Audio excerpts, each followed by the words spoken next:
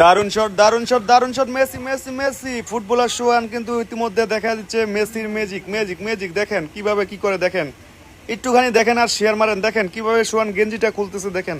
আর এই গেঞ্জিটা খুলেই কিন্তু সোহান বিশ্বব্যাপী কিন্তু জয় করে ফেলছে। দেখেন সোহানের অসাধারণ ট্যালেন্ট, দেখেন কিভাবে সোহান গেঞ্জিটা খুলে কিন্তু গেঞ্জিটা আবার পরবে। দেখেন ফুটবল কাঁধে থাকবে, দেখেন পরবে না। দেখেন আসলে কি বলবো, চাঁদপুরের ফুটবলার সোহান তো আসলে অসাধারণ ম্যাজিক দেখায়। দেখেন কি ম্যাজিক দেখায় দেখেন সোহান।